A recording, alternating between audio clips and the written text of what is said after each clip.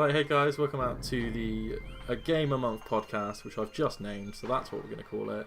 Today, I'm your host, EOFGizmo, and I'm joined, as always, by my Pod of War counterpart, the man that can play a game for 3 minutes and know its ending, Masofdas and Scalebeck. Hello, everyone.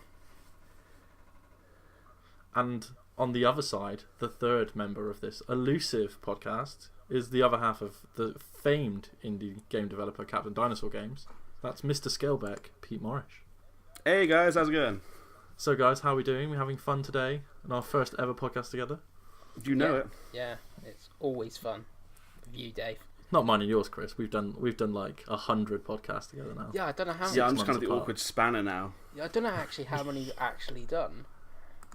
I think we've done about 20, which is actually hilarious. Yeah. Jeez. And me and Pete have done none, even though I've known Pete for almost 10 years, so that's good. We did a few YouTube videos back in the day. We have, if you want to catch the Captain Dinosaur Plays channel, that's great.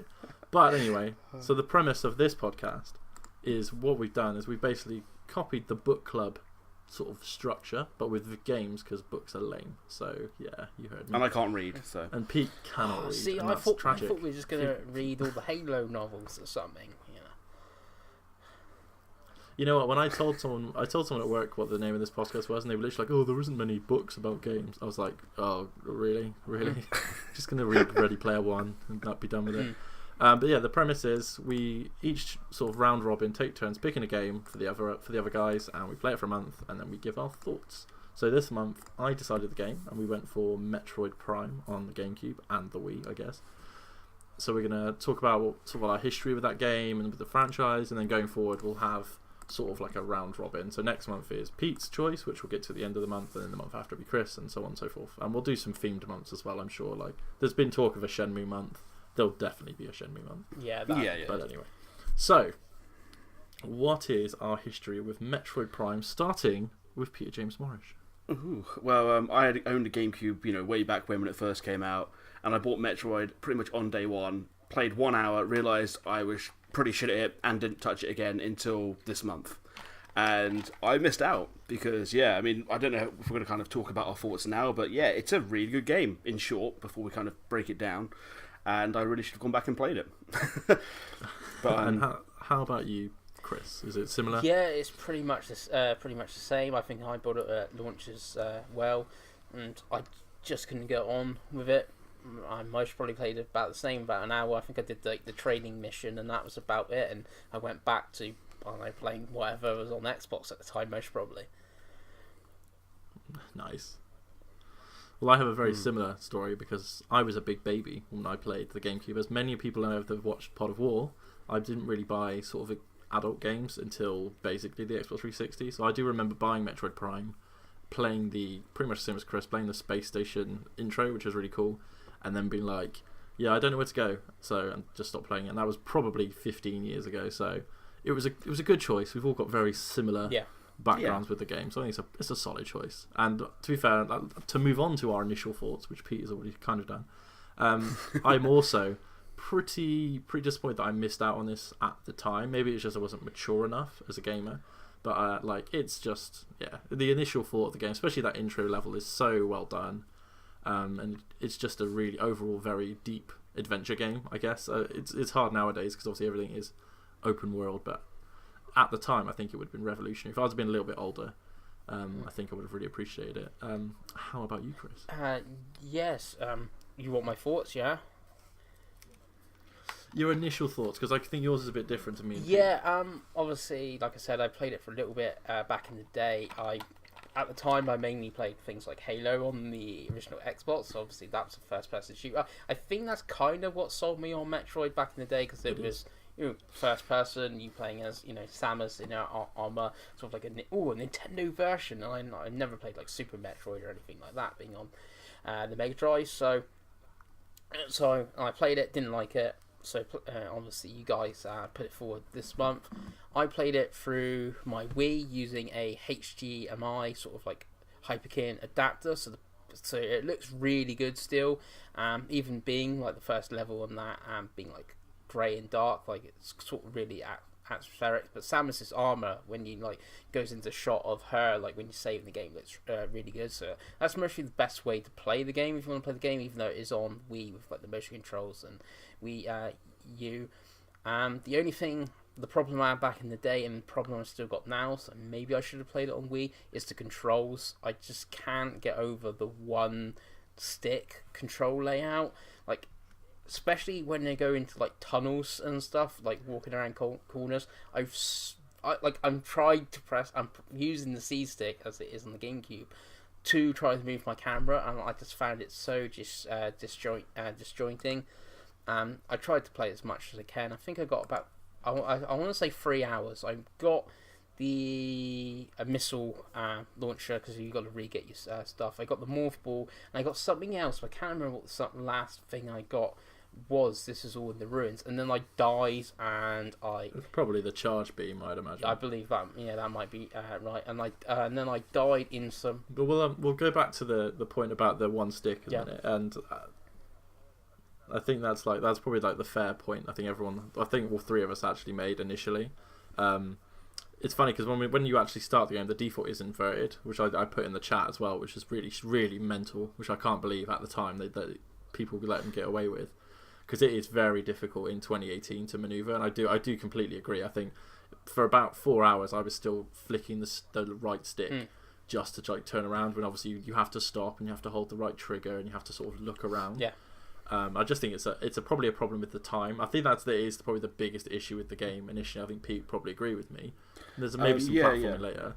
So as I'm saying, like back in the day, that was it was uncommon to actually have the option to change from inverted, because as me and Dave played recently some of the more old school N64 and Dreamcast games, and they were set to inverted by default, and you can't change them, and that's such a pain in the ass to get used to if you're not used to the inverted control layout.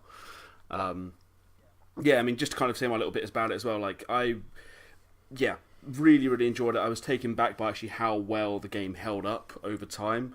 I played it on, I guess, composite cable, and then later on SCART, and again, me and Dave discussed cables a few days ago, and it does make a difference. I'm gutted I didn't get to check it on the HDMI with the Wii. I imagine it kind of was the pinnacle of what it could look like.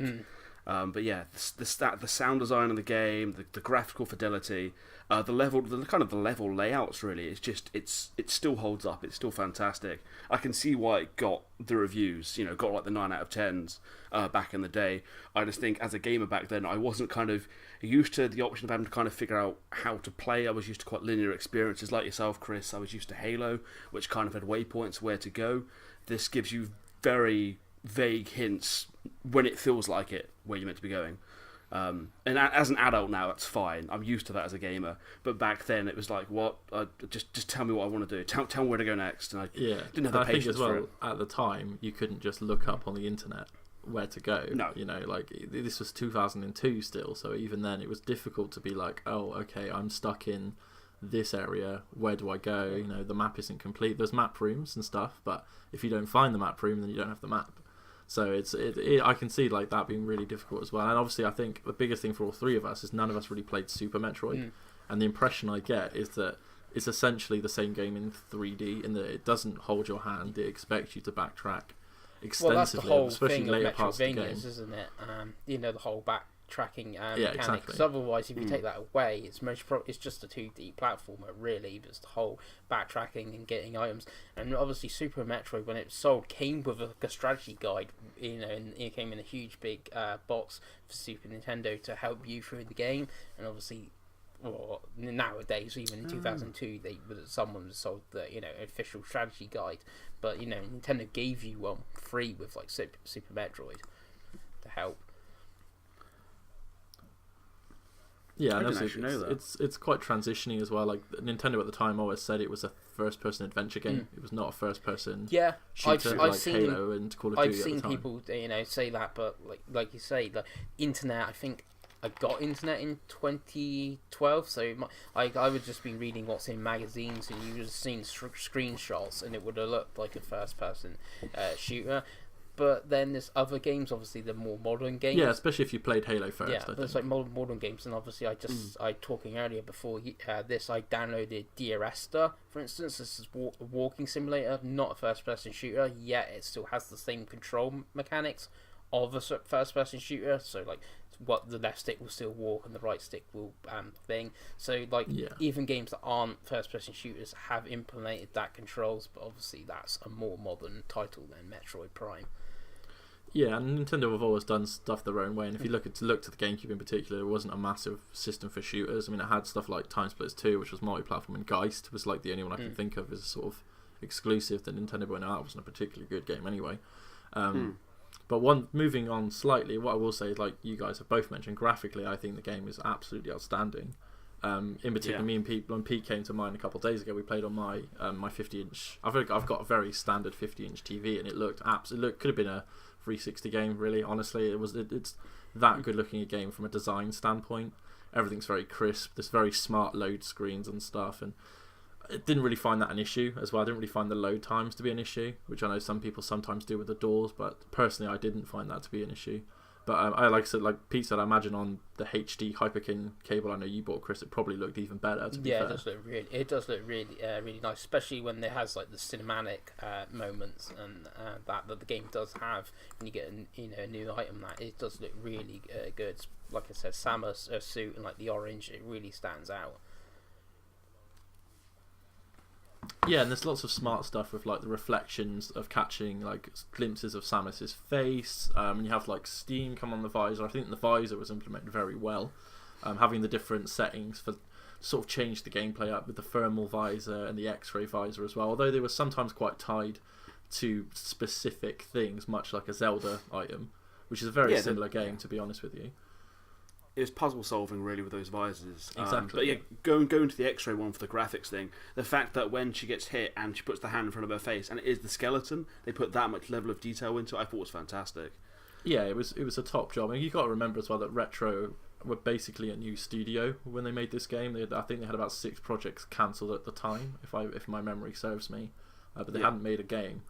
So it is pretty interesting. I think it's a lot of ex-Rare guys, but I think overall the game holds up graphically. I think sound as well, like you said, Pete, really is. The atmosphere is fantastic. Every section of the game really does give that sort of almost alien-esque feel of like uncertainty and a sort of unnerving quiet.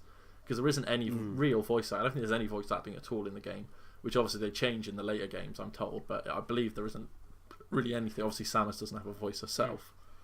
No, I don't think there was actually any. You're right, there's no voice that I remember at all. Just kind of, I guess, alien noises, isn't it? Like grunts or like kind of miniature shouts. And they tell the game through the scanning mechanic, which is kind of very Japanese. I know that I read an interview fairly recently, actually, the developers were kind of forced to do it because it's a very Japanese thing. But I think it was very interesting, especially for stuff like boss fights. So you would scan them and it would give you the hint, sort of like, right, you need to shoot this guy in the tail, or you need to shoot take the sun visors away, and stuff like that. But is there any sort of major moments you guys had that sort of stood out to you, sort of like in the game? Oh, good or bad? Either or. Okay, so quickly on the downer side, I guess, on the bad bit, the underwater platforming is a pain, especially when you were pretty pissed when we played that. oh god, because it's a Metroidvania game, it allows you kind of the flexibility to go where you want. Especially you might not have the exact suit you need. So at the time I didn't have the gravity suit, which of course allows you to kind of behave in water like you would normally. So getting up a simple platforming bit took 15 minutes, but it should have taken 2 with the right suit. And just the fact that first person platforming in the game is very difficult. It's just, I probably want its flaws. It's competent, but I wouldn't say it does it amazingly well. But with the control layout it's got, I can't see how they'd have done it better. But yeah, any kind of the underwater sections I wasn't a massive fan of. I love the music on them. Don't get me wrong, the music for the underwater sections was great. Probably because they realised how stressful you were going to get out just trying to jump on individual platforms. I guess the only other one bit personally that I found was a pain was the phase-on mines, which I know, Dave, you've got to. Chris, I don't think you got to that point. But there's all the other enemies, with at least the right visor, you can lock onto them. They had one enemy in there, like a miniature boss, that after this large section, you couldn't lock on. You had to physically stand still and shoot at it, meaning you were guaranteed to take damage. And if you were low on health, inevitably that means you were going to get killed. I thought that was cheap and going against, I guess, its main mechanic, really, the main lock-on mechanic. I found that was the one bit, I guess, as an enemy. I haven't done no other enemies like that, just that one enemy itself. I was a bit annoyed about. I thought considering how great the rest of the level design is and the rest of the levels are, yeah, that was it. That was the bad bits. How about you, Chris? Because I'm sure you're going to have a few more bad than good. Yeah, well, obviously I've not played that much of it, so like I said, the opening is pretty good, and the whole, like, when you see Ridley and thing. The bad, Pete said it as well, is the platforming. That's actually one of the things that caused me to die. I can't remember where I was, but I was jumping over some platforms, and obviously I would like to be able to, like, sort of look down and, like, looked at the next platform coming, if that makes sense, if you had, like, the C stick coming. But I think I jumped and I fell off and I went into, like, a vat of, like, acid or something, and I died, and then my save was, like, right at the very start of the spaceship, so I didn't have the multiple, didn't have, like, the missile thing, and didn't have the charge beam. I was like, well, that's me done then. I'm not really enjoying this, and I've got to go over this through this again. Obviously it wouldn't have took long because I wouldn't have known where I was going, but that's something, again, with, like, more modern gaming would have, like, mostly have an autosave thing, or more frequent save points, compared to this. And I know you had similar issues, Dave, and yours was much more dramatic. Yeah, so I had an issue where I thought I'd saved, or I hadn't, or I had saved and my GameCube memory card corrupted, or something to that extent. But either way, I got knocked back about 6 hours of gameplay. Cool. Which was pretty galling, I won't lie. But I think it's one of those things, again, it's so similar to Super Metroid in that you don't think, they obviously didn't think of the design that an autosave would be useful. I get why they didn't, because I think it would make the game a lot shorter. But I would prefer an autosave per room. Like, if you don't want to do it for the whole section, do it per room. I think that would have been fine. But yeah, the save room stuff really was a massive frustration for me, because if in our modern lives, we're all adults, we're all almost 30 years old now, so you can't always have 2 hours, an hour to play. So if you want to play 25 minutes, you need to know going in, like, right, I'm going to get this far, then run back and save, or there's a save point after this point, and without a guide, that's very difficult. I think that's probably my biggest frustration with the game is sort of the stuff that it's sort of unfair to criticise it for. But if we're talking about a 2018 review, the lack of the autosave is a big thing. The other main problem I had, but then saying that, you're saying autosave, the first game that comes to mind that's more modern that doesn't have an autosave is something like Dark Souls, which obviously you save at the bonfires, which obviously they're pretty infrequent. Yeah, that is a fair point. You say that Dark Souls saves every single time you die. Every single time autosaves. Okay, so maybe. So it's probably saving more than most games, sadly, but not in the areas you want it to save. Yeah, and as well, I think the bonfires are much more frequent than save rooms. Even for, like, I'm not a massive Dark Souls guy, we all know that, but I'm pretty sure that I think there's only maybe 10 save rooms in all of Metroid. Maybe less. Yeah, there's about 10. I actually didn't mind that. I think I was the only one who didn't actually mind not having the autosave. I think if it was made now, it should have been after the bosses. But generally, I didn't mind the idea of, like, having to find it and just keeping an eye of when did I last save and going back to that. But then I'm a big fan of games like Dark Souls, and I like the idea of going to a point. And did you play it in sort of long sessions, or did you play it in, like, small bursts? In long sessions, yeah, totally. Yeah. So I didn't play for the 20 minutes. I would play for an hour to 2 hours because I wanted to get somewhere, basically. And I agree. In today's society, and as we are adults, we don't have as much free time. So I could totally agree that if you were going to play it for 20 minutes at a time, you weren't going to really progress anywhere. You'd have to literally sit there and play it. Yeah, and that ties into what I was going to say about my second problem with the game is the backtracking mission near the end of the game is absolutely so obviously you guys didn't get to it, but I know you guys have both completed the Wind Waker. Yeah. It's kind of like the Triforce Shards mission in that game, where you have to go here, there, and everywhere just to find things that you should have been able to find to be going. There's some in hidden walls that have different rules. For example, there's one of them. There's a hidden door. So all throughout the game, you're taught to scan a wall, and it will basically say, I think it's like Brosimiine or something, and you can shoot it. That's it. Yeah. There's one wall which is a hidden wall, but it's not Brosimiine, and you don't shoot it to blow it up. You have to use a power bomb in morph ball form, and you would not know that unless you've either played the game before or you've read every line of text in every scan data. You know what I mean? So I find that very strange. There's even one where it's just like a hidden box on top of a tower. There's like 3 boxes. You need to shoot them, and then you need to aim through a hole to shoot a tower down. It's really, it's by far the worst section of the game. I think it took me about 2 hours. just to do that backtrack. And I had a guide, and I followed that guide word for word, and it was still very frustrating. But that's really my only real negative. I think for a big plus point that me and Pete and possibly even Chris can talk about is the boss fights. I actually think the boss fights are very good, like throughout the game. Obviously you sadly haven't done the Omega Pirate, which is actually one of the better bosses in my personal opinion. It's a really good challenging boss, but I think it does a good job of doing the sort of Zelda arena boss where it like tests your skills you've just learned, and really gives you an opportunity to sort of show your skills, I suppose. I mean, there's for some frustrations as well. I know me and you did one when you were here, sorry, and I was just getting frustrated by the lack of a sprint. But there's always a few good ones. And what's your sort of favourite boss that you probably encountered throughout the game so far, Pete? So my favourite boss, generally, I think is I can't remember the name, like Flagon or whatever it is, the sunflower. The flower one, yeah. I found that really frustrating, but I can see why it was your favourite. Yeah. I absolutely love it because it's a boss that has, it's quite easy how to beat it. You know how to do it because you've just got the weapon. The weapon you've got correlates with all the boss's mechanics, and essentially, of course, it's knocking these, I guess, like solar panel beams down and then bombing it basically in its heart. But yeah, I just thought mechanically it worked really nice. I love the boss design. There's some other, you're right. The bosses are very, very good. The only one, like I said, I didn't like was the one I mentioned previously.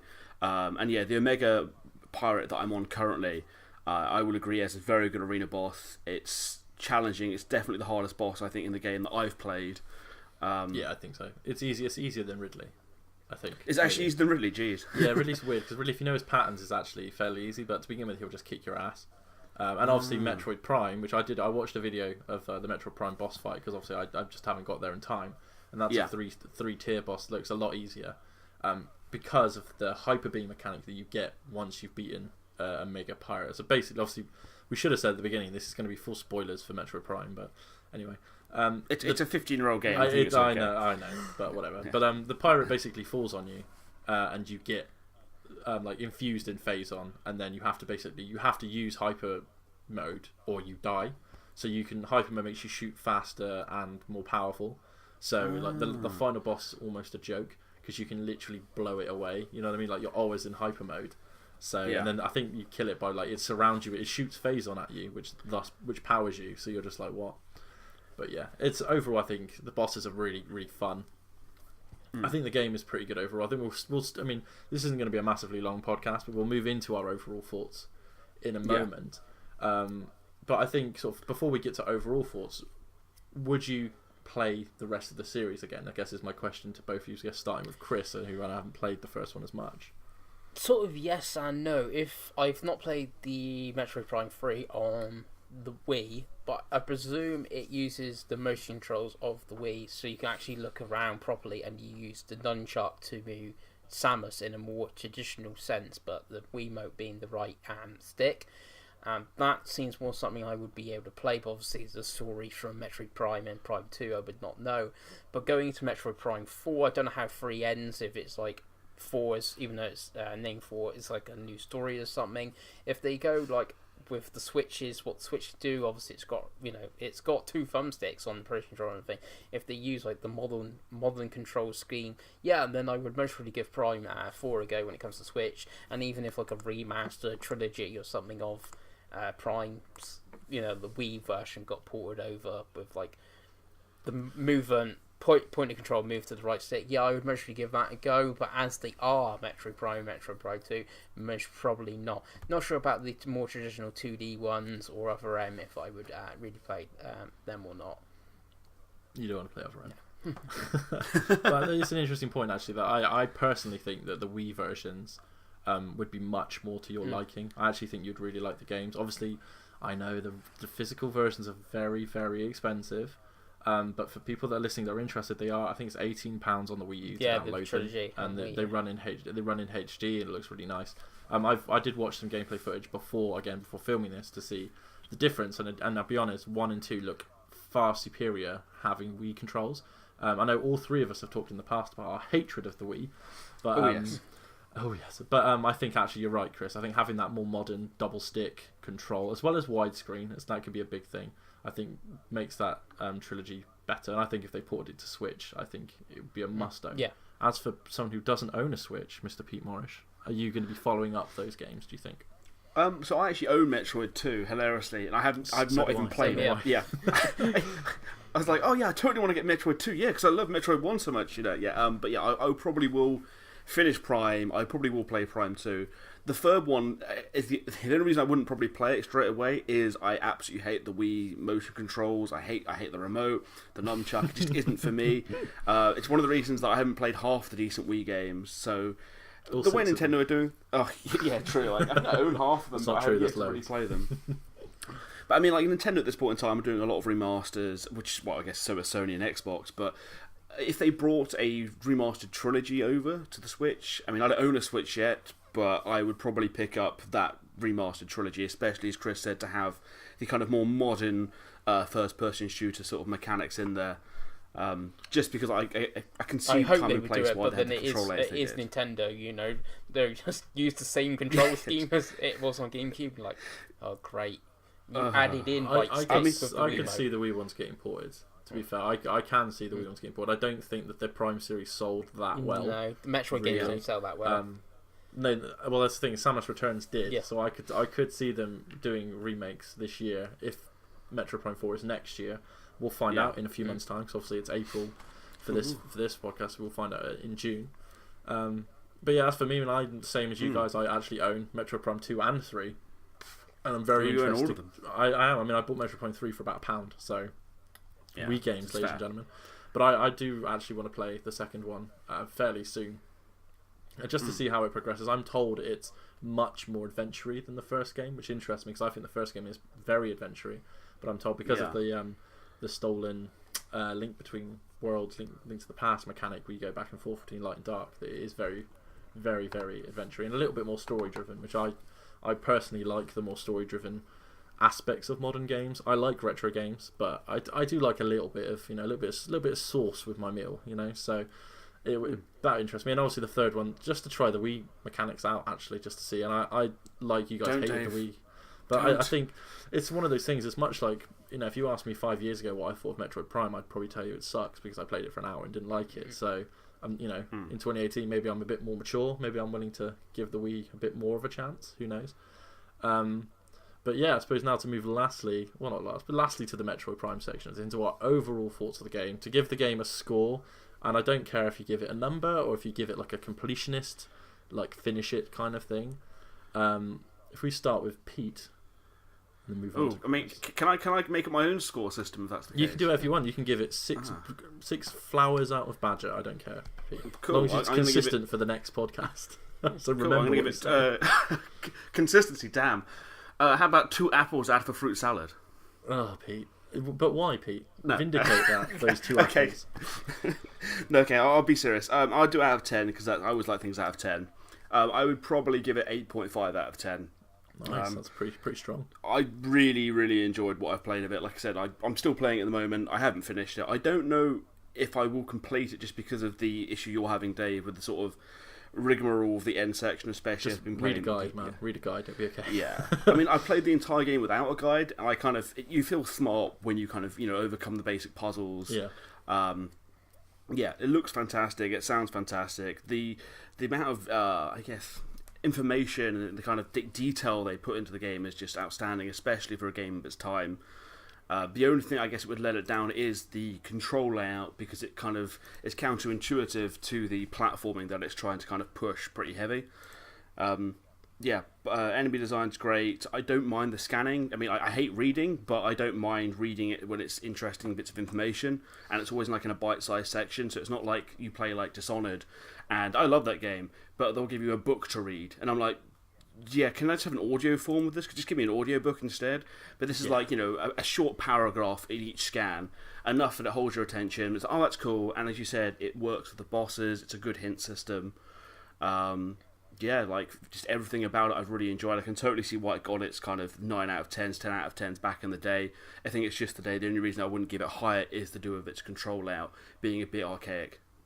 Yeah, I think that's pretty fair, and I think it's a good reflection of the passage of time, because sometimes you can get to games like, if we were to, for example, GoldenEye on the N64, the review you would give in 1998 is very different to the review you would give in 2008, 2018. So Yeah. I think that's pretty fair. But how about you, Chris? So you only played a little bit, but obviously there's still enough to give a little opinion. Yeah, if I was, I'm not going to actually give it a number scored. I'm going to give it like a phrase. I'm going to say give it a go. And if you can get over the control scheme, you most probably will find a great atmospheric adventure game in there. It's just if you can get past that control scheme. So it's definitely worth, like I said, giving it a go. Well, as you've gone for numbers, Pete, and you've gone for words, Chris, I'm going to have to go for the old scorecard. So it gets an EOFGizmo C+. And what that basically means is I think it's a very good game. Like, overall, I think it's a very good game. I think it's graphically fantastic. The sound is immense. Game design-wise, it's absolutely brilliant. It's marred by the controls and it's marred by the backtracking.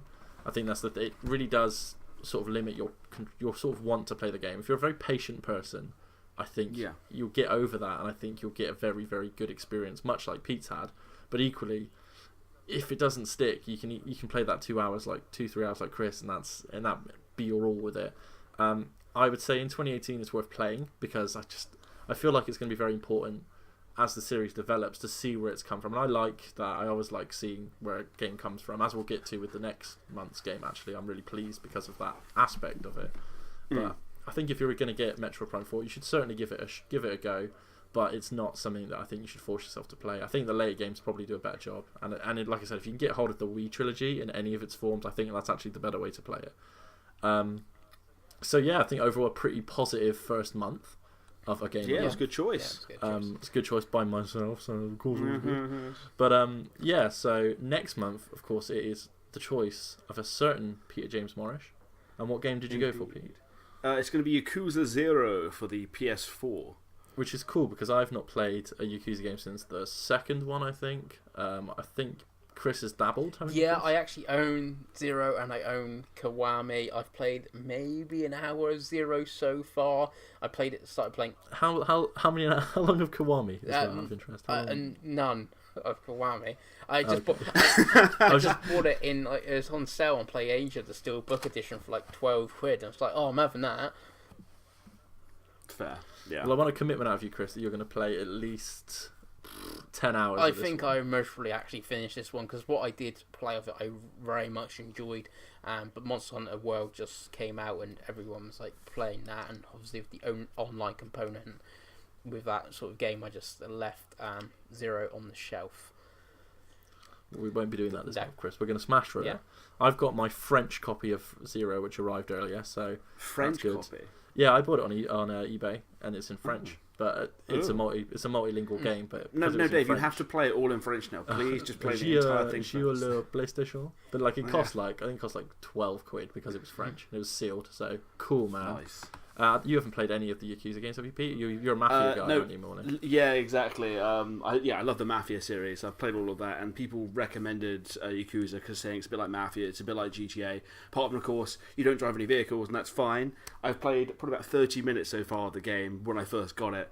And again, similar to you, Chris, other games came out and they sort of overcome my life, so I kind of stopped playing it. So it was a great excuse really to kind of go back and play a bit more of it, as a lot of my friends really kind of have shouted to the heavens about how great it is and how the karaoke game's amazing. Friend on like Twitter and gaming forums that shouts about it all the time. I think it was his game of the year last year, and he's saying like 6 is most of his game of the year now, which has just come out. So it is a very popular, well-known series now. And that's one of the reasons why we're doing this podcast, so we can try games that we would not ordinarily try, and games that we'd probably leave on our shelf, because we've all got big backlogs. Yeah. We do. We've all got big backlogs. Well, that was the first ever episode of A Game a Month on the EOFGizmo channel. I'd like to thank Chris and Pete for coming on, and you'll hear from them next week. If you want to catch them both, you can catch Chris at Masofdas on Twitter, and you can catch Peter at Peter J. Morris on Twitter. You can catch myself. I probably won't use very often, but you don't. But if you want to hurl abuse at Pete, that's where you can hurl abuse. Go right ahead. Go right ahead. He loves it. So thanks again, guys, and we'll see you next month. See you guys. Bye. Bye.